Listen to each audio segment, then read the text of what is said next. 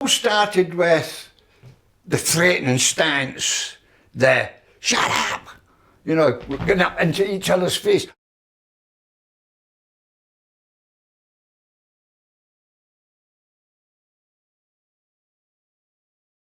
I've either slapped her across the face, grabbed her by the arm, and it was only when I saw the photographs that the police showed me of her neck that I wanted to wrench. I just wanted to go. I would shrivel up and die.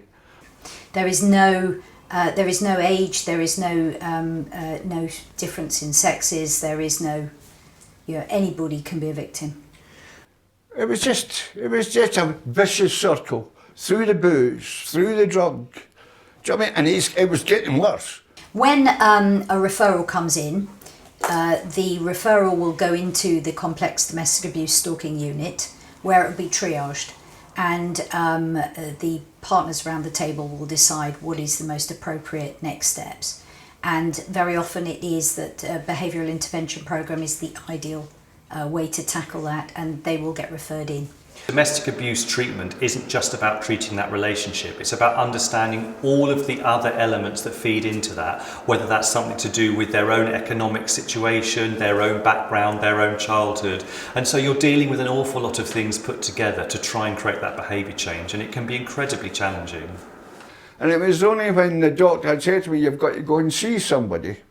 So that's when I phoned up intervention, and I spoke to Zoe, a girl called Zoe, the greatest person I've ever met in my life. The relationship between the perpetrator and the practitioner it's essential for that to be a good relationship. There's lots of research out there that shows that if you have a good therapeutic alliance with the client that you're working with, you're much more likely to have good outcomes. She was bringing things out of me that I would never have mentioned to anyone, not even my family, not even close. Special, secret things that are bottled up inside. And she helped me bring it all out. And everything that she was not teaching me, but showing me. She was showing me, this is you. This is who you are, all right? But you can change. So somebody will be referred to us, we will undertake an assessment of their needs, understand a lot more about the history of their behaviour.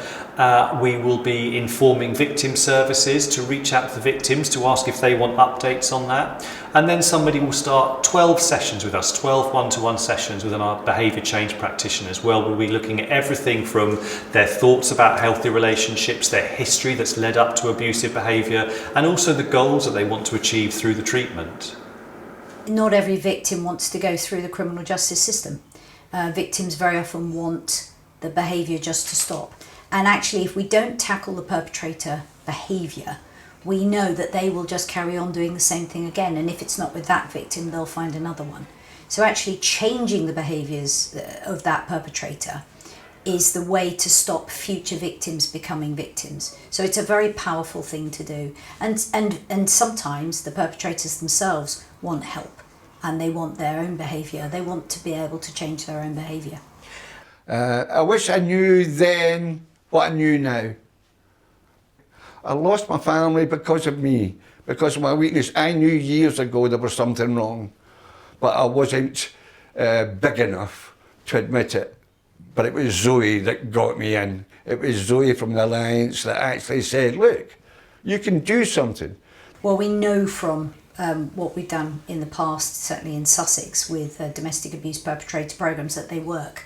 We've worked in the past with some of the most complex perpetrators, and you can actually alter their behaviour. And of course, if you can change their behaviour, then you save victims becoming victims further down the line, and that's really powerful.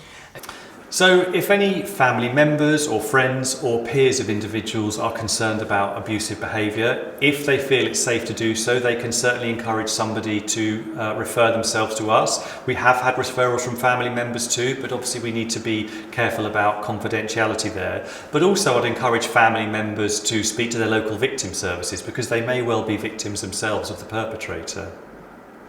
These behavioural intervention programmes, I think, are lifesavers, because they change we know from all the evidence they will change a perpetrator's behaviour, but ultimately they will save lives. 92% of all domestic homicides have elements of stalking in them.